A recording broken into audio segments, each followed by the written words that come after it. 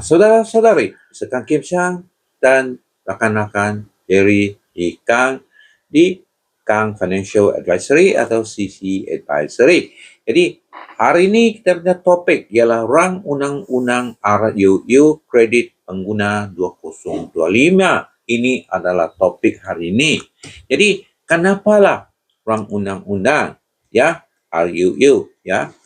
Pertama, fokus utama kawal sedia membeli sekarang dan bayar kemudian, BNPL, Buy Now Pay Later ya. Jadi rang undang-undang ini tidak terkawal sedia oleh Bank Negara Malaysia. Ini tak bolehlah. Ini mesti RUU ini mesti diwujudkanlah untuk menutup lubang tersebut bagi mengelakkan rakyat terjerat dalam lubang yang tidak terkawal. Okey, kedua ialah penubuhan Suruhanjaya Kredit Pengguna SKP. Ya, ini ada satu badan baru yang Suruhanjaya Kredit Pengguna SKP ditubuhkan untuk menjadi pihak berkuasa untuk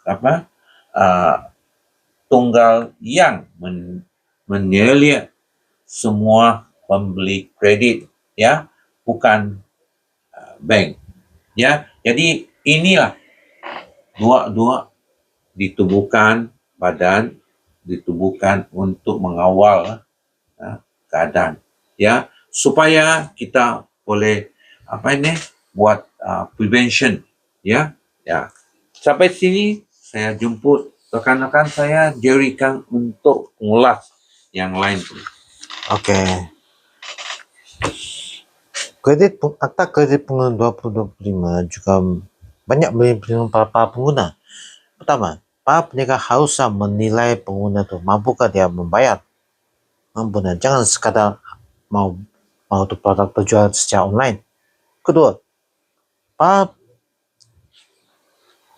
peniaga juga akan, bila penjualan sudah dibuat melalui online, juga melalui prinsip buy now pay later, undang-undang juga menekan para peniaga supaya bila nak kutip bayaran pun kutiplah dalam keadaan yang tenang, bukanlah dalam keadaan alung tak bayar.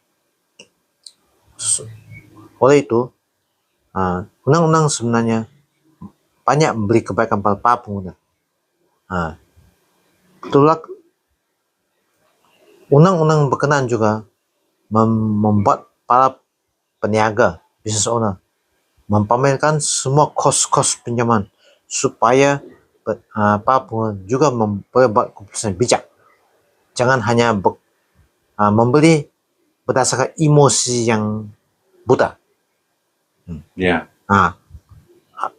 Melalui undang-undang ni banyak memberi kebaikan kepada para pengguna. Para pengguna juga tak terimpit dengan hutang-hutang yang sedia ada. Itu saja. Terima kasih. Jadi inilah dikatakan untuk jangan melarat ke dalam jangan sampai terkawal hutang-hutang ya. Jadi inilah dikatakan prevention is better than cure. Jadi sila like, subscribe dan sokong ya. Terima kasih. Alright.